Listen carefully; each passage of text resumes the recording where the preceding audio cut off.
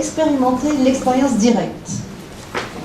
Je reviens sur la notion d'experiencing que j'avais évoquée la dernière fois, qui est l'expérience, ING en anglais c'est quand même bien pratique, c'est l'expérience en train de se vivre. Et l'expérience en train de se vivre, elle est là présente. Alors, voilà la tête de Rogers, pour ceux qui ne la connaîtraient pas.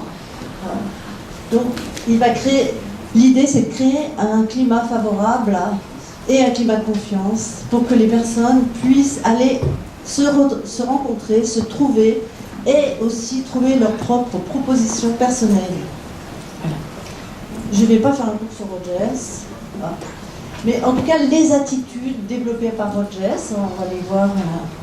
Je ne vais pas y revenir parce que j'en ai parlé déjà hier, mais c'est celles qui semblent en tout cas être à même de faire en sorte que la personne ne soit pas sur la défensive. Elle a déjà assez avec ses propres soucis personnels, mais si en plus dans la relation, ça ne favorise pas, comment dire, la possibilité pour elle d'être en confiance. Et donc, voilà. Donc, je vous laisse dire. L'idée, c'est est-ce que dans la relation, je peux me détendre? Est-ce que je peux me sentir suffisamment à l'aise pour ne pas avoir à retenir quelque chose, à me mettre en tension? Voilà. Donc, bien évidemment, Rogers, je peux le dire tout de suite, il est dans la relation égalitaire. Bien sûr, ça n'empêche pas qu'on peut avoir une certaine expertise, évidemment, par rapport à ses qualités, ses compétences professionnelles, mais c'est différent d'avoir une expertise sur un certain niveau et de traiter, de considérer la personne comme une personne, le soigner comme une personne. Mais ça va loin. Ça va très loin dans notre manière d'aborder la personne. C'est pas juste. Alors maintenant, on est dans une approche humaniste, on valorise tout ce qui est humain dans la relation, mais sur le terrain, j'ai des doutes, et même de gros doutes. Je vous avais dit hier, c'est le client qui sait, mais c'est le client qui sait ce qui le fait souffrir et ce qui lui convient le mieux. Alors bien sûr, dans une approche où on va partager des choses, le client, on va l'aider à trouver ce qui lui convient le mieux. Il ne l'a pas d'emblée, évidemment. Donc voici les attitudes. Ce qui est intéressant dans les attitudes, les 3 attitudes définies par Rogers et travaillées par Rogers toute sa vie durant. Alors ça, on peut se dire, mais attends, il radote ce mec ou quoi? Regard positif, empathie et congruence, il les a eus, je pense, dans les années 40, voire même avant. Donc pendant 50 ans, pendant 50 ans, il a travaillé sur comment être plus empathique, comment être plus congruent, comment cultiver ce regard positif, inconditionnel envers l'autre. Donc d'ailleurs il a dit, c'est un savoir-faire, mais c'est d'abord un savoir-être. Alors, qu'est-ce que ça veut dire un savoir-être? Ça veut dire que ça part vraiment de mon être profond, mais ça va s'actualiser avec des savoir-faire.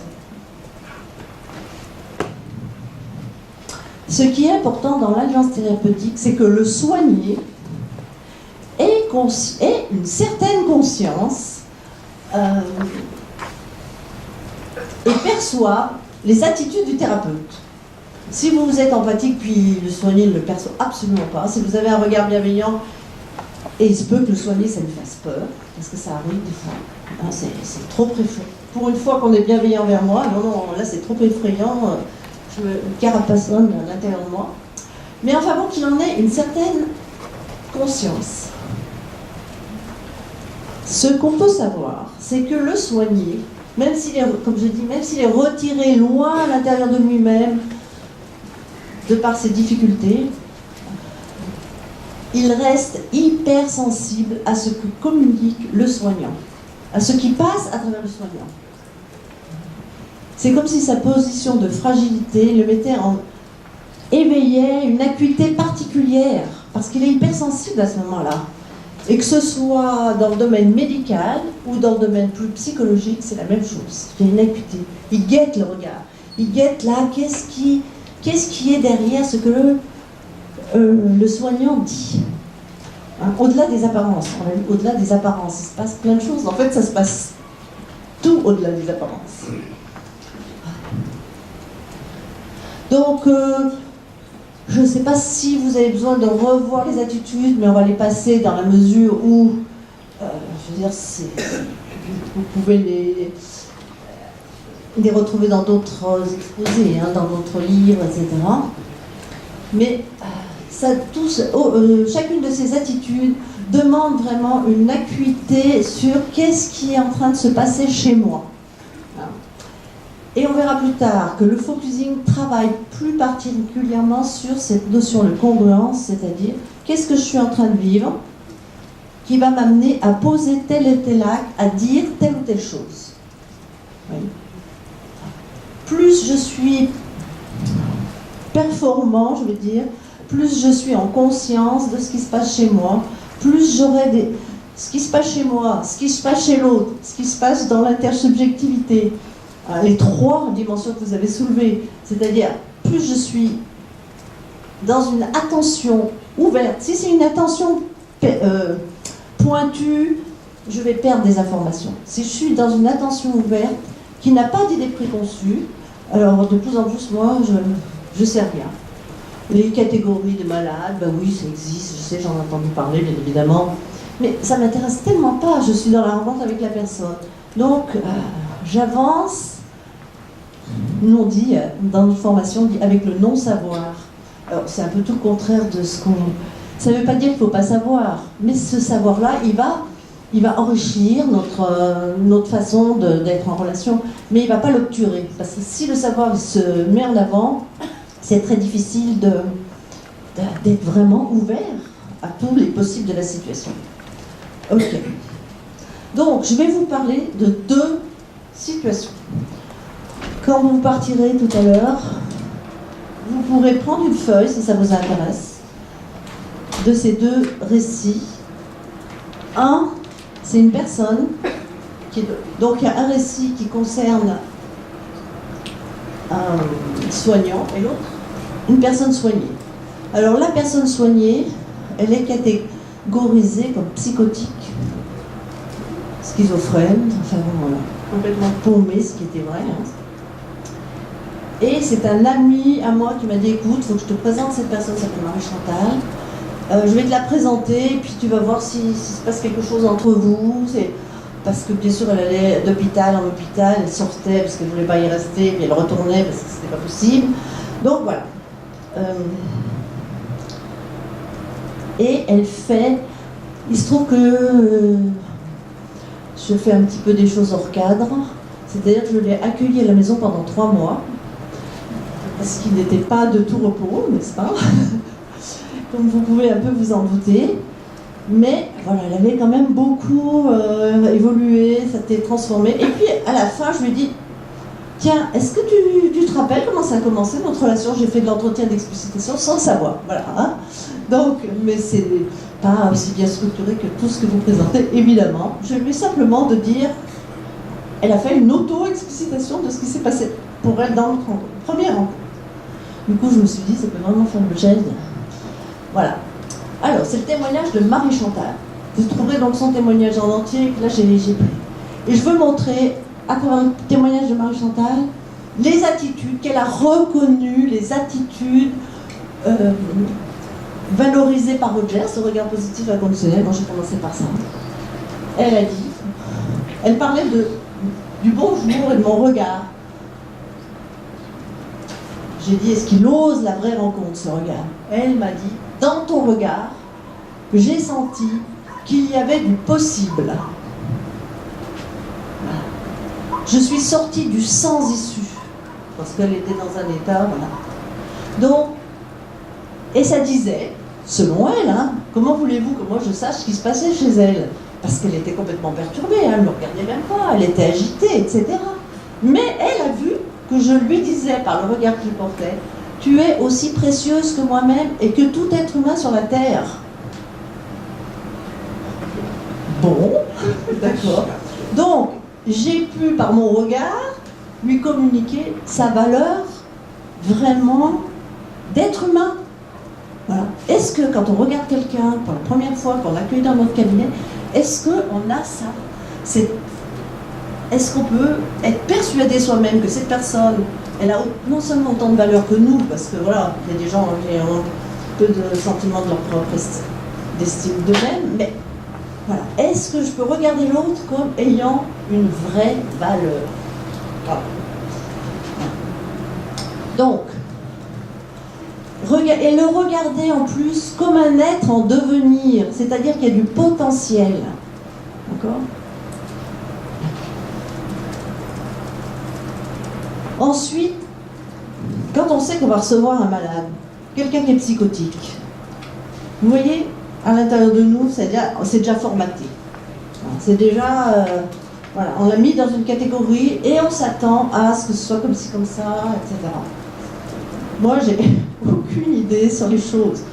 Une fois, j'avais une malade, et puis le psychiatre me téléphone, me dit, puis cette femme, elle est psychotique, et ça. Ah oui, mais j'avais jamais réalisé qu'en effet, elle était psychotique. Je ne l'avais jamais vue comme ça, quoi.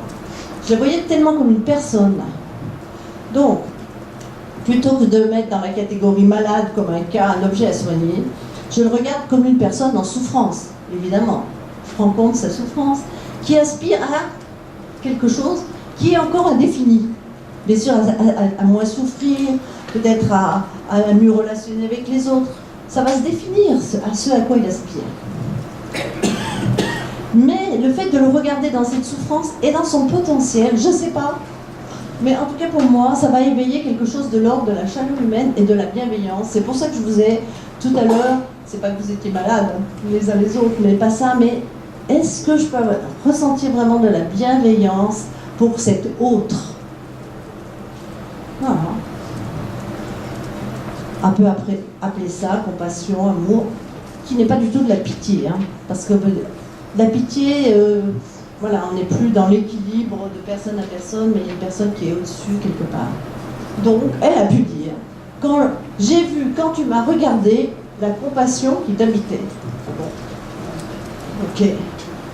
Et ce qui est le plus intéressant, c'est le mouvement que ça a fait naître chez elle. Ça a mis en mouvement le peu de vie qui m'habitait. C'est assez étonnant. Comment? Dans le regard, dans le bonjour, dans ce qu'elle sentait qui pouvait émaner de moi, ça allait mettre en mouvement quelque chose chez elle. Ensuite, elle a senti, ça ce sont des aspects donc, du regard positif inconditionnel, elle a senti que je la respectais entièrement. Donc elle peut dire, ton respect m'a permis de faire un pas vers moi avant de faire un pas vers l'autre. Parce que bien sûr, les relations avec les autres, c'est une catastrophe. Donc ça, c'est pour le regard positif inconditionnel. Ensuite, j'ai regardé est-ce qu'il y avait des choses du côté de l'empathie, de la compréhension empathique, qui est... alors, c'est difficile à elle de le dire, mais c'est intéressant, ce sont ces mots à elle. Hein. Comment je pouvais être disponible à elle? Et elle dit, avec toi, c'était, vous voulez qu'on discute? Hein? Donc il y avait un dialogue, un temps de partage, un échange. Je sentais bien qu'on était sur le même plan. Il n'y avait pas une aide imposée qui dépossède la personne d'elle-même. Donc, dans cette manière de me mettre à son écoute, de l'accueillir avec ma sensibilité et de la reconnaître de son propre point de vue. C'est ça le propre de l'empathie, c'est reconnaître l'autre à partir de son propre point de vue. Elle dit, les seuls mots que j'ai su sortir, parce que ce n'étaient pas des phrases très construites, les seuls mots que j'ai su sortir, tu as su les accepter. Tu ne m'en as pas dépossédé par l'analyse. Ça veut dire quoi? Tu ne m'as pas mis dans une catégorie, dans une case. D'accord? Tu as su reconnaître la valeur et l'importance qu'ils avaient pour moi. Autrement dit, c'était une femme. Alors bien sûr, comme vous savez, les attitudes, elles vont toutes les trois ensemble. Alors bien sûr, c'est un regard positif inconditionnel, puisque derrière, je communique sa propre valeur. On est dans le regard positif inconditionnel, mais dans l'empathie, c'est-à-dire la capacité d'entrer sans effraction dans le monde de l'autre. Conséquence immédiate. À travers ces quelques mots d'échange, ça a été les bases qui m'ont ramené vers moi. Donc vous voyez, elle sait décrire non seulement ce qu'elle a perçu, mais qu'est-ce que ça lui a permis à l'intérieur d'elle. Pour quelqu'un de psychotique, je trouve ça assez génial. Hein. Donc, troisième terme, la congruence. Qu'est-ce que ça veut dire la congruence? Au-delà de ses compétences et de son savoir-faire, c'est de rester une personne. Et de ne pas être dans un rôle, et dans des faux semblants, et dans des... Oui, dans un rôle. Donc, être une personne, avec qui l'on est, ses fragilités, ses forces, ses faiblesses, etc. Donc, elle dit, tu étais naturel, sans indifférence. Tu étais éveillé à ce que la démarche soit possible. Alors, le naturel, quelqu'un a écrit, je crois, très bien question, cette notion naturelle. Je ne me rappelle plus. Mais le naturel, c'est pas le réactif, c'est vraiment, j'ai dit, c'est d'une grande exigence parce que c'est qu'est-ce qui est vraiment juste à l'intérieur de moi. Donc on est en rapport avec la congruence. Voilà. Ok. Donc, oser la rencontre dans ce qu'il y a d'essentiel, de possible, de force de vie encore présente. Je pose la question, serait-ce le véritable enjeu de l'alliance thérapeutique? D'accord. On a un dépressif si j'ai un dépressif qui arrive, ok, je vais écouter, je vais essayer de comprendre qu'est-ce qui fait qu'il est ce catalogue de dépressif, etc. Mais après, qu'est-ce que je cherche à rencontrer chez lui qui va mobiliser quelque chose pour que ça bouge? Elle dit, c'est comme si je lui avais laissé ce message-là. Tu as une parcelle de vie, tu as la capacité de te relever. Puis elle ajoute, mais vous ne l'avez pas, mais vous le verrez dans le texte. Je dis ça aujourd'hui parce que je me suis relevée. Parce que j'avais enregistré son entretien. Ta source à l'intérieur, elle a rencontré ma propre source. Vous voyez, on est au-delà du savoir-faire. En même temps, il faut tout avoir cultivé le maximum de choses pour avoir affiné son savoir-faire. Et la rencontre, elle a lieu à un autre niveau. Ta force de vie a bousculé la toute petite lumière au fond de moi. Donc moi, quand je relis ça, ça me touche vraiment parce que je me dis, c'est un témoignage de quelqu'un de psychotique, d'accord, mais qu'est-ce que ça veut dire? Ça veut dire que chaque personne, elle pourrait dire une chose pareille. Bien. Donc je fais une mini-pause là, hop. Je vais sauter des choses et je vais passer, vu l'heure qui avance, je vais passer au deuxième témoignage, qui est le thérapeute Laurent, qui est un thérapeute qui s'est formé à l'approche centrée sur la personne, il est psychologue, et au focusing. Voilà. Et donc, bon, c'est plus simple, mais comment le thérapeute gère la situation en ce qui le concerne? Donc, le thérapeute, là, ça se passe au téléphone. Donc, l'interaction, elle est encore pas comme c'est avant la rencontre. Comment être en accord avec soi-même dans telle ou telle situation? C'est non une façade. Donc, je reviens sur la définition de la congruence. Ça dépasse les a priori, les croyances, c'est juste être vraiment en contact avec mon expérience. Je ne vais pas... Donc il y a un accord à trouver, un accordage entre ce que je vis, ce que je me raconte et ce que je vais mettre en œuvre dans la relation, mes comportements. Non seulement mon discours, le discours interne et le discours externe, mais aussi peut-être des actes que je vais poser. Okay. Et là, on va affiner ça avec la démarche focusing. Je ne suis pas venue là pour parler du focusing, mais je ne peux pas m'en empêcher. Voilà. Donc c'est l'approche focusing, c'est issu de Jen Janning, c'est une démarche phénoménologique sur qu'est-ce qui se passe chez moi, dans mon ressenti corporel.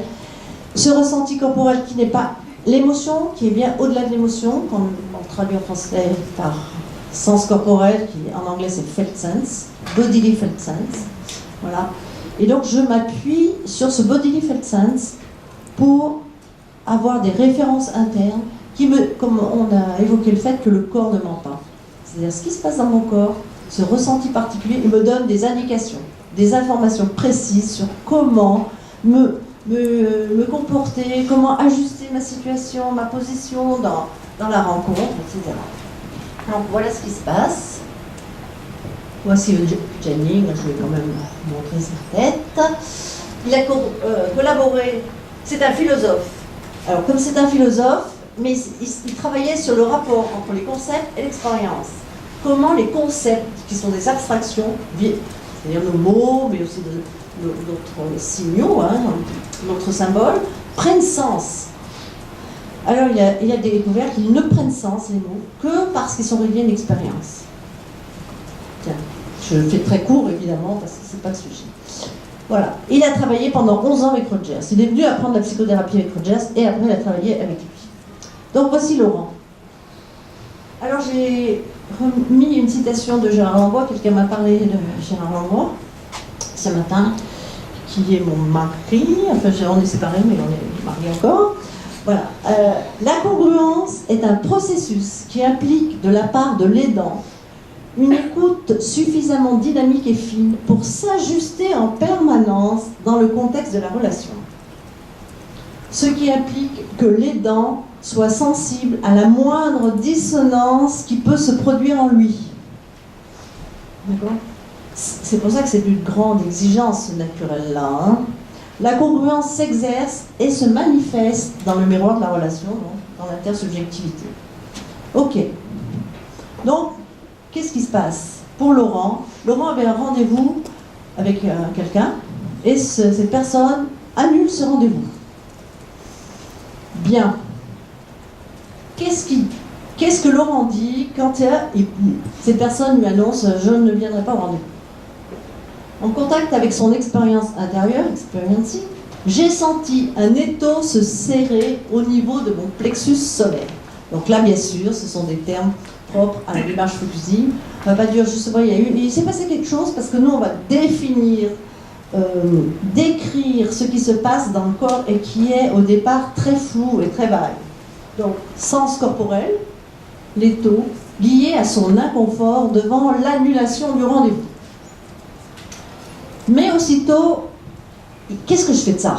La question c'est ça. Je fais ça. Qu'est-ce que je fais ? Je lui dis 2 mots. Qu'est-ce que je lui dis ? Est-ce que je lui dis les choses en fonction de comment on n'annule pas un rendez-vous, dernier moment, etc. Parce que dans le cadre, c'est comme ça que ça se passe. Nous, on ne travaille pas beaucoup avec les cadres, on travaille avec ce qui est juste dans la relation, donc c'est singulier à chaque fois. Donc il dit, j'étais embarrassée pour introduire ma gêne sans évaluation, parce qu'il a encore l'idée du regard positif inconditionnel, des attitudes. Si je reste dans les attitudes, je ne vais pas évaluer l'autre. Ok, donc ça s'est joué, sentant aussi que ça ne lui apporterait rien si je lui faisais des reproches, je le rappelais alors dans du cadre. Et en plus, j'éprouvais une intuition diffuse que sa voix véhiculait une forte angoisse. Donc ça veut dire que là, il a plutôt fait marcher la dimension empathique, c'est-à-dire qu'est-ce qui se passe chez lui. Hein, il semble qu'il soit angoissé de dire une chose pareille. Ou, enfin ça c'est pas forcément juste ce que je raconte. Il sentait une forte angoisse, mais je ne sais pas avec quoi elle est due. Donc il fait un acte intérieur en disant « J'ai tenté de me dégager d'une confusion entre mon inconfort personnel fondé sur ma frustration et alimenté par ma peur de déraper dans une attitude cadrante et directive et l'angoisse qui m'était perceptible pour lui. » Donc sentant tout ça, ces différents aspects qu'il vivait, d'accord, qu'est-ce qu'il va faire ? Donc l'action qu'il met en route, il l'a fait, il dit sous forme de réflexe, mais c'est un réflexe que je dirais conscient, c'est moi qui rajoute ça, parce qu'il a conscience de tous les éléments qui participent à ce réflexe. Du coup, ce réflexe, il est quand même issu de différentes informations. Donc il a dit, je me contentais de reformuler sa décision et lui faire part que je la respectais. Ok. Voilà ce qui a orienté sa décision. Je cherchais le chemin de communication le plus ouvert possible. Bien sûr que c'est son choix personnel, hein. Pardon. Ok. Conséquence, le client, on on ne dit pas le patient chez nous, on dit client, mais ça n'a pas d'importance. Le soigner, rappelle et annonce sa venue. Nouveau sens de Laurent, nouveau sens corporel, relâchement et sentiment gratifiant d'avoir eu la bonne attitude. Il fait sa propre évaluation. D'accord. Donc, dans l'attitude de congruence, le soignant se réfère à son expérience ici présente, qui est en jeu, et voir ce que ça met en jeu chez lui, sans l'attribuer au soigné. Parce que là, j'entends des fois des discours, j'attribue mon malaise à l'attitude du soigné. Le soigné a une certaine attitude, certes, mais mon malaise m'appartient. Et donc, je vais voir qu'est-ce qui, par exemple, dans ce malaise, bien sûr, l'attitude du patient peut contribuer à mon malaise, mais ce qui est en jeu chez moi, c'est à moi de le faire évoluer, de l'écouter, etc. Bien, alors attendez. Je pense que je vais conclure là-dessus. Ah. Le but, c'est quand même, je vais commencer par la fin, aider à ce que le processus de changement se déploie chez le soigné. Ah, on est là pour ça. Alors, quand on n'est pas dans un domaine médical purement, évidemment, on ne peut pas, on ne va pas donner des médicaments, on ne va rien donner, on ne peut pas agir directement dans la thérapie. Dans notre posture, on va aider le soignant à évoluer et à trouver ses propres réponses. Donc, cultiver des manières d'être et des savoir-faire dans le cadre de la relation. Le soignant est ouvert à son expérience. Il est à l'écoute du soigné avec sensibilité et lucidité, non à travers des grilles de lecture. Et ça, c'est essentiel de mon point de vue, évidemment.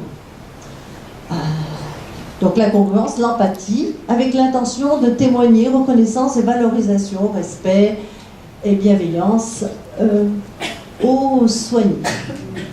Donc, durant toute sa vie, Carl Rogers, j'ai dit, donc oser en tant que soignant être la personne que l'on est dans toute son humanité. Est-ce qu'on peut oser ça? Qu'est-ce que ça veut dire oser être et témoigner de tout ce qu'on est, de tout son potentiel propre dans son humanité? Donc vous voyez, c'est pas rien. Mais c'est cette manière d'être, pour moi, qui va aider la personne à devenir vraiment humaine. Donc ça implique, bien sûr, une conscience, une écoute, une acuité, une ouverture vers soi, une ouverture vers l'autre, de l'accueil, de la réceptivité, de la modestie, voilà, beaucoup de choses qui sont subtiles et qui sont en permanence à travailler, à remettre sur le tapis, voilà. Parce que rien n'est jamais acquis. C'est variable. Voilà. Qu'est-ce qui anime le soignant en tant que personne? Ça, c'est une question que je vous invite à vous poser. Qu'est-ce qui m'anime en tant que soignant? Est-ce que je veux pour l'autre? Bien sûr, je veux le bien pour l'autre. Je veux que, si possible, ça s'améliore pour lui. Ok. Mais je peux regarder de plus près ce genre de motivation. Qu'est-ce qui m'anime vraiment? Donc, personnellement, je pense que c'est la flamme intérieure, la source de vie et la confiance dans le processus du vivant. C'est-à-dire, c'est pas moi qui soigne, ça a été vaguement dit hier, c'est pas moi qui soigne, c'est pas moi qui ai le pouvoir, c'est juste... c'est tellement limité si c'était juste mon petit moi, vous voyez. C'est la vie qui détient le pouvoir de transformation, qui peut développer, faire s'épanouir le vivant chez l'autre. C'est cette vie-là que je vais chercher à cultiver chez moi pour être vivante, pour continuer à être vivante, et chez l'autre pour que la vie, qui était peut-être tout éteint, c'était peut-être qu'une cendre qui restait, mais voilà, que ça reprenne, je souffle un petit peu dessus, et puis voilà, il y a une petite flamme qui va ressurgir. Donc, c'est ça que je cherche, en fait, dans toute ma démarche, c'est ça que je cherche, c'est-à-dire raviver la flamme, avant d'arriver à l'enthousiasme qu'on peut avoir devant certaines situations.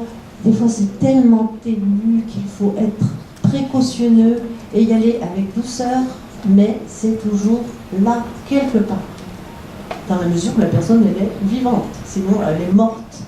Voilà. Même On a parlé de personnes mortes, vivantes. Oui, bien sûr, il y a des gens qui apparaissent comme ça, ils n'apparaissent pas dans leur corps, ça semble vide, comme on a pu dire. Mais elle est où la personne? Elle est quelque part. Donc, je vais essayer d'approcher doucement et précautionneusement ces personnes. Voilà, je vous remercie de votre attention.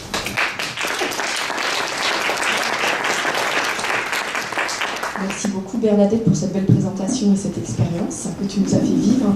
Je ne voudrais pas prendre trop de temps parce que je vois que le temps file vraiment. Je pense qu'il y a des gens qui vont peut-être très faim, mais on a le temps pour une ou deux questions. Et puis vous aurez du temps pour échanger avec Bernadette. Et puis Bernadette, tu as aussi des livres. Hein, Oui, j'avais amené comme ça. Voilà, un livre sur, le livre sur le focusing. Je les mettrai là, comme ça, si ça vous intéresse. Voilà. Vous pouvez le Donc, Merci beaucoup. Alors moi, je tiens à préciser, parce que ma question suivante va être, je pense, assez dérangeante peut-être. Je suis une convaincue de l'approche centrée sur la personne. J'essaie de l'appliquer, mais c'est très très dur. Et justement, je voudrais vous poser une question que je me pose en fait depuis longtemps. Quand on a une approche centrée de la personne, parce que j'imagine que vous faites payer vos séances. Enfin, là, quand je parle de Marie-Chantal, non. Oui, je me doute bien. 3 mois, ça fait beaucoup. C'est dur, parce que c'est une question qui est très ancienne et c'est la première fois que je peux la poser à quelqu'un comme vous. Est-ce qu'on peut dire, quand on a cette approche centrée sur la personne, qu'on vend notre humanité?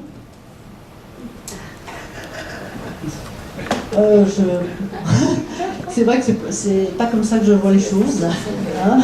Mais c'est intéressant. C'est intéressant parce que la question de l'argent, pour moi, j'ai entendu dire, n'est-ce pas, que si on ne met pas, si l'autre ne met pas de l'argent, ça marche pas.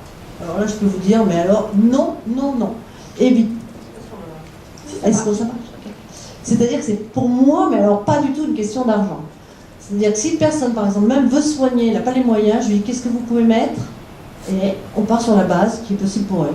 Parce que la priorité pour moi, c'est vraiment d'accompagner une personne. Voilà. Donc il y a des gens qui ont pu mettre, je sais pas, 5 €, des choses comme ça. Parce qu'ils ne peuvent pas mettre plus, ils n'ont pas les moyens. Voilà. Bon. Et je vois que c'est pas ça qui détermine le changement. Alors, est-ce que je vends mon humanité? Je me pose problème aussi la question. Je n'ai pas l'impression que je vende mon humanité, je la mets à disposition et après moi je dois vivre.